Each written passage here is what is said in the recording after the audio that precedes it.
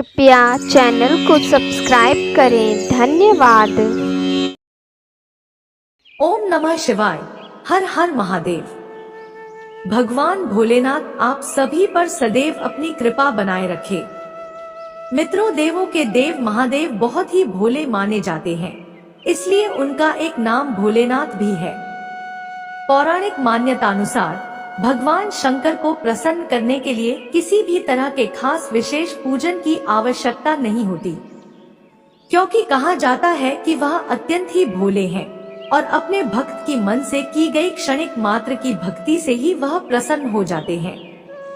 इसी प्रकार से कई भक्त शिव जी की कृपा पाने के लिए सोमवार का व्रत और पूजन करते हैं। सोमवार के व्रत को लेकर मान्यता है कि इस व्रत को करने से भगवान शिव अपनी भक्तों के मन की कामना जल्दी ही पूरी करते हैं। मित्रों, यदि आप भी सोमवार का व्रत करते हैं और भगवान भोलेनाथ को विशेष कृपा पाना चाहते हैं, तो आपको भी सोमवार व्रत की कथा पढ़ना या सुनना बेहद ही जरूरी है, क्योंकि ये मान्यता है कि इस कथा के बिना सोमवार का व्रत पूर्ण नहीं होता है। तो चलिए मित्रों, माता पार्वती और भगवान भोलेनाथ के चरण कमलों का ध्यान करते हुए सुनते हैं सोमवार व्रत की बहुत ही सुंदर कथा। एक समय की बात है, इस भूमंडल पर एक अत्यंत प्रसिद्ध राजा चंद्रहास द्वारा पालित कांतिका नाम की एक नगरी थी। वहां पर धनेश्वर नाम का एक साहूकार और उसकी स्त्री रूपवती रहा करते थे। साहूकार का व्यापार दूर दूर तक फैला हुआ था। नगर के सभी लोग उस व्यापारी का सम्मान करते थे। साहूकार तथा उसकी पत्नी दोनों ही उस नगरी में सभी से बड़े प्रेम और आदर के साथ व्यवहार करते थे।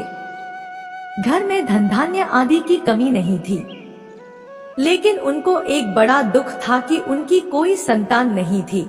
इस कष्ट से वह अत्यंत दुखी रहते थे। एक दिन एक बड़ा तपस्वी योगी उस नगरी में आया। वह योगी उस ब्राह्मण के घर को छोड़कर अन्य सब घरों से भिक्षा लाकर भोजन किया करता था, लेकिन रूपवती से वह भिक्षा नहीं लिया करता था। एक समय वह किसी अन्य घर से भिक्षा लेकर गंगा किनारे जाकर भिक्षान्न को प्रेम पूर्वक खा रहा था। तभी धनेश्वर ने योगी को देखा और अपनी भिक्षा के अनादर से दुखी होकर योगी से बोला, महात्मन, आप सब घरों से भिक्षा लेते हैं, परंतु मेरे घर की भिक्षा कभी भी नहीं लेते। इसका कारण क्या है? योगी ने कहा कि निःसंतान के घर की भीख पतितों के अन्न के तुल्य होती है, और जो पतितों का अन्न खाता है वह भी पतित हो जाता है। चूंकि तुम निःसंतान हो, अतः पतित हो जाने के भय से मैं तुम्हारे घर की भिक्षा नहीं लेता हूँ। धनेश्वर यह बात सुनकर अपने मन में बहुत दुखी हुआ और हाथ जोड़कर योगी के पैरों पर गिर पड़ा तथा आर्तभाव से कहने लगा, हे महाराज, यदि ऐसा है तो आप मुझको पुत्र प्राप्ति का उपाय बताइए। आप सर्वज्ञ हैं, मुझ पर अवश्य ही यह कृपा कीजिए। धन की मेरे घर में कोई कमी नहीं, परंतु मैं पुत्र न होने के कारण अत्यंत दुखी हूँ। आप मेरे इस दुख का हरण करें, आप सामर्थ्यवान हैं। यह सुनकर योगी कहने लगे, हे ब्राह्मण, तुम चंडी देवी की आराधना करो। घर आकर उसने अपने स्त्री से सब वृत्तांत कहा और स्वयं तप के निमित्त वन में चला गया। वन में जाकर उसने चंडी देवी की उपासना की और उपवास किया। चंडी देवी ने 16वें दिन उसको स्वप्न में दर्शन दिया और कहा, हे धनेश्वर, तुझे पुत्र होगा, परंतु वह 16 वर्ष की आयु में ही मृत्यु को प्राप्त हो जाएगा। यदि तुम दोनों पति पत्नी 32 पूर्णमासियों का व्रत विधि पूर्वक करोगे तो वह दीर्घायु होगा। जितनी तुम्हारी सामर्थ्य हो उतने आटे के दिए बनाकर शिवजी का पूजन करना और पूर्णमासी का व्रत रखना। प्रातः काल होने पर इस स्थान के समीप ही तुम्हें एक आम का वृक्ष दिखाई देगा। उस पर चढ़कर एक फल तोड़कर शीघ्र अपने घर चले जाना और अपनी स्त्री से सब वृत्तांत कहना। जब वह श्री शंकर जी का ध्यान करके उस फल को खा लेगी, तब भगवान शंकर की कृपा से वह गर्भवती हो जाएगी। जब वह ब्राह्मण प्रातः काल उठा तो उसने उस स्थान के पास ही एक आम का वृक्ष देखा, जिस पर एक आम का फल लगा हुआ था। उस ब्राह्मण ने उस आम के वृक्ष पर चढ़कर उस फल को तोड़ने का प्रयत्न किया, परंतु कई बार प्रयत्न करने पर भी वह वृक्ष पर न चढ़ पाया। तब उस ब्राह्मण को बहुत चिंता हुई और वह विघ्न विनाशक श्री गणेश जी की वंदना करने लगा और बोला, हे दयानिधे, अपने भक्तों के विघ्नों का नाश करके उनके मंगल कार्य को करने वाले, दुष्टों का नाश करने वाले, रिद्धि सिद्धि को देने वाले, आप मुझ पर कृपा करके इतना बल दे कि मैं अपने मनोरथ को पूर्ण कर सकूं। इस प्रकार गणेश जी की प्रार्थना करने पर उनकी कृपा से धनेश्वर वृक्ष पर चढ़ गया और उसने एक अति सुंदर आम का फल देखा। उसने विचार किया कि जो वरदान से फल मिला था वह यह है और कोई फल दिखाई नहीं देता। उस धनेश्वर ब्राह्मण ने जल्दी से उस फल को तोड़कर अपनी स्त्री को लाकर दिया और उसकी स्त्री ने अपने पति के कथनानुसार उस फल को खा लिया। इसके पश्चात वह गर्भवती हो गई। देवी जी की असीम कृपा से उसे एक अत्यंत सुंदर पुत्र की प्राप्ति हुई, जिसका नाम उन्होंने देवीदास रखा। माता पिता के हर्ष और शोक के साथ वह बालक शुक्ल पक्ष के चंद्रमा की भांति बढ़ने लगा। भवानी की कृपा से वह बालक बहुत ही सुंदर, सुशील और पढ़ने में बहुत ही निपुण हो गया। चंडी देवी की आज्ञानुसार उसके माता पिता ने 32 पूर्णमासी का व्रत रखना प्रारंभ कर दिया था, जिससे उसका पुत्र दीर्घायु हो जाए। 16वां वर्ष लगते ही देवीदास के माता पिता को बड़ी चिंता हो गई कि कहीं उनके पुत्र की इस वर्ष मृत्यु न हो जाए। इसलिए उन्होंने अपने मन में विचार किया कि यदि यह दुर्घटना उनके सामने हो गई तो वे कैसे सहन कर सकेंगे। उन्होंने देवीदास के मामा को बुलाया और कहा कि हमारी इच्छा है कि देवीदास 1 वर्ष तक काशी में जाकर विद्याध्ययन करे और हम उसको अकेला भी नहीं छोड़ना चाहते, इसलिए साथ में तुम चले जाओ और 1 वर्ष के पश्चात इसको वापस लौटा लाना। सब प्रबंध करके उसके माता पिता ने काशी जाने के लिए देवीदास को एक घोड़े पर बैठाकर उसके मामा को उसके साथ विदा कर दिया। धनेश्वर ने अपनी पत्नी के साथ अपने पुत्र की मंगल कामना तथा दीर्घायु के लिए भगवती दुर्गा की आराधना और पूर्णमासियों का व्रत करना आरंभ कर दिया। इस प्रकार उन्होंने 32 पूर्णमासी का व्रत पूरा किया। कुछ समय पश्चात एक दिन वह दोनों मामा और भांजा मार्ग में रात्रि बिताने के लिए किसी ग्राम में ठहरे हुए थे। उस दिन उस गांव में एक ब्राह्मण की अत्यंत सुंदरी, सुशीला, विदुषी और गुणवती कन्या का विवाह होने वाला था। जिस धर्मशाला के अंदर वर और उसकी बारात ठहरी हुई थी, उसी धर्मशाला में देवीदास और उसके मामा भी ठहरे हुए थे। संयोगवश कन्या को तेल आदि चढ़ाकर मंडप आदि का कृत्य किया जा रहा था, लेकिन लग्न के समय वर को धनुर्वात मतलब एक वायु रोग जिसमें शरीर धनुष की तरह झुककर टेढ़ा हो जाता है हो गया। इस कारण वर के पिता ने अपने कुटुंबियों से परामर्श करके निश्चय किया कि यह देवीदास मेरे पुत्र जैसा ही सुंदर है, मैं इसके साथ ही लग्न करा देता हूँ और बाद में विवाह के अन्य कार्य मेरे लड़के के साथ हो जाएंगे। ऐसा सोचकर उन्होंने देवीदास के मामा से जाकर बोला कि तुम थोड़ी देर के लिए अपने भांजे को हमें दे दो, जिससे विवाह के लग्न के सारे कृत्य सुचारू रूप से हो सके। तब उसका मामा कहने लगा कि जो कुछ भी कन्यादान के समय वर को मिले वह सब हमें दे दिया जाए, तो मेरा भांजा इस बारात का दूल्हा बन जाएगा। यह बात वर के पिता ने स्वीकार कर ली और उसने अपने भांजे को वर बनने के लिए भेज दिया और उसके साथ सब विवाह कार्य रात्रि में विधि पूर्वक संपन्न हो गया।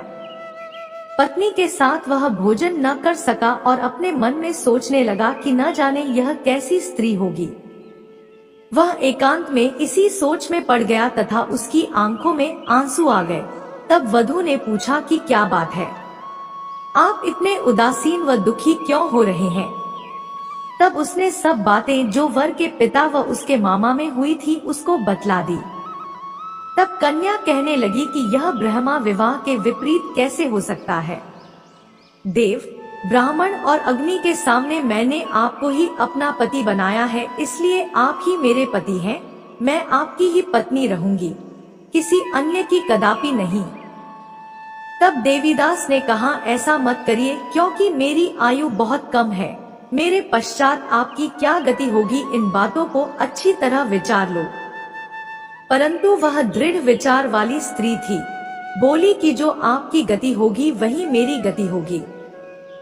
हे स्वामी, आप उठिए और भोजन करिए, आप निश्चय ही भूखे होंगे। इसके बाद देवीदास और उसकी पत्नी दोनों ने भोजन किया तथा शेष रात्रि वे सोते रहे। प्रातःकाल देवीदास ने अपनी पत्नी को 3 नगों से जड़ी हुई एक अंगूठी दी, एक रुमाल दिया और बोला, हे प्रिय, इसे लो और संकेत समझकर स्थिर चित्त हो जाओ। मेरा मरण और जीवन जानने के लिए एक पुष्पवाटिका बना लो, उसमें सुगंधी वाली एक नवमल्लिका लगा लो, उसको प्रतिदिन जल से सींचा करो और आनंद के साथ खेलो कूदो तथा उत्सव मनाओ। जिस समय और जिस दिन मेरा प्राणांत होगा ये फूल सूख जाएंगे और जब ये फिर हरे हो जाएं, तो जान लेना कि मैं जीवित हूँ। यह समझा कर वह चला गया। प्रातः काल होते ही वहाँ पर गाजे बाजे बजने लगे और जिस समय विवाह के कार्य समाप्त करने के लिए वर तथा सब बाराती मंडप में आए तो कन्या ने वर को भली प्रकार से देखकर अपने पिता से कहा कि यह मेरा पति नहीं है, मेरा पति वही है जिसके साथ सत्र में मेरा पाणी ग्रहण हुआ था, इसके साथ मेरा विवाह नहीं हुआ है। यदि यह वही है तो बताए कि मैंने इसको क्या दिया। मधुपर्क और कन्यादान के समय जो मैंने भूषणादि दिए थे उन्हें दिखाए तथा रात में मैंने क्या गुप्त बातें कही थी वह सब सुनाए। पिता ने उसके कथनानुसार वर को बुलवाया गया। कन्या की यह सब बातें सुनकर वह कहने लगा कि मैं कुछ नहीं जानता। इसके पश्चात लज्जित होकर वह वहां से चला गया और सारी बारात भी अपमानित होकर वहां से लौट गई। भगवान श्री कृष्ण बोले, हे माता, इस प्रकार देवीदास काशी विद्याध्ययन के लिए चला गया। जब कुछ समय बीत गया तो काल से प्रेरित होकर एक सर्प रात्रि के समय उसको डसने के लिए वहां पर आया। उस विषधर के प्रभाव से उसके शयन का स्थान चारों ओर से विष से विषैला हो गया, परंतु व्रत के प्रभाव से उसको काट न पाया, क्योंकि पहले ही उसकी माता ने 32 पूर्णिमा का व्रत कर रखा था। इसके बाद मध्याह्न के समय स्वयं काल वहां पर आया और उसके शरीर से उसके प्राणों को निकालने का प्रयत्न करने लगा, जिससे वह मूर्छित होकर पृथ्वी पर गिर पड़ा। भगवान की कृपा से उसी समय पार्वती जी के साथ भगवान शंकर वहां पर आ गए। उसको मूर्छित दशा में देखकर पार्वती जी ने भगवान शंकर से प्रार्थना की कि हे प्रभु, इस बालक की माता ने पहले 32 पूर्णिमा का व्रत किया था, जिसके प्रभाव से हे भगवान आप इसको प्राण दान दे। भवानी के कहने पर भक्तवत्सल भगवान शिव ने उसको प्राण दान दे दिया। इस व्रत के प्रभाव से काल को भी पीछे हटना पड़ा और देवीदास स्वस्थ होकर बैठ गया। उधर उसकी स्त्री उसके काल की प्रतीक्षा किया करती थी। जब उसने देखा कि उस पुष्प वाटिका में पत्र पुष्प कुछ भी नहीं रहे तो उसको अत्यंत आश्चर्य हुआ और जब वह वैसे ही हरी भरी हो गई तो वह जान गई कि वह जीवित हो गए हैं। यह देखकर वह बहुत प्रसन्न मन से अपने पिता के कहने लगी कि पिताजी, मेरे पति जीवित हैं, आप उनको ढूंढना शुरू करें। जब 16वां वर्ष व्यतीत हो गया तो देवीदास भी अपने मामा के साथ काशी से चल दिया। इधर उसके ससुर उसे ढूंढने के लिए अपने घर से जाने वाले ही थे कि वह दोनों मामा भांजा वहां पर आ गए। देवीदास को आता देखकर उसका ससुर बड़ी प्रसन्नता के साथ अपने घर में ले आया। उस समय नगर के निवासी भी वहां इकट्ठे हो गए और सबने निश्चय किया कि अवश्य ही इसी बालक के साथ इस कन्या का विवाह हुआ था। उस बालक को जब कन्या ने देखा तो पहचान लिया और कहा कि यह तो वही है जो संकेत करके गया था। तदुपरांत सभी कहने लगे कि भला हुआ जो यह आ गया और सब नगरवासियों ने आनंद मनाया। देवीदास इसके बाद अपनी पत्नी और मामा को लेकर वहां से अपने माता पिता के पास आने को चल दिया। उसके ससुर ने भी उसे बहुत सारा धन और दहेज दिया। इधर साहूकार और उसकी पत्नी भूखे प्यासे रहकर बेटे की प्रतीक्षा कर रहे थे। उन्होंने प्रण कर रखा था कि यदि उन्हें अपने बेटे की मृत्यु का समाचार मिला तो वह भी प्राण त्याग देंगे। उसी रात को भगवान शिव ने साहूकार के स्वप्न में आकर कहा कि साहूकार, मैंने तेरी भक्ति और सच्ची श्रद्धा से प्रसन्न होकर तेरे पुत्र को लंबी आयु प्रदान की है, इसलिए अब तू निश्चिंत हो जा। सुबह जब साहूकार का पुत्र अपने घर की तरफ चल रहा था तो उसके माता पिता को लोगों ने खबर कर दी और कहा कि तुम्हारा पुत्र देवीदास अपनी पत्नी और मामा के साथ आ रहा है। ऐसा समाचार सुनकर पहले तो उन्हें विश्वास नहीं हुआ, लेकिन जब देवीदास आया और उसने अपने माता पिता के पैर छुए तो देवीदास के माता पिता ने उनका स्वागत किया, आरती उतारी और दोनों को अपने सीने से लगा लिया। दोनों के आने की खुशी में धनेश्वर ने बहुत सारा धन, दान, दक्षिणा आदि ब्राह्मणों को दी।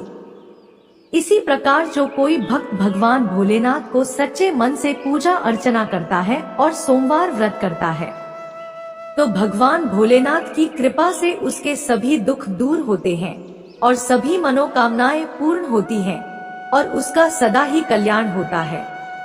तो बोलिए मित्रों, हर हर महादेव, जय शिव शंभू, जय भोलेनाथ।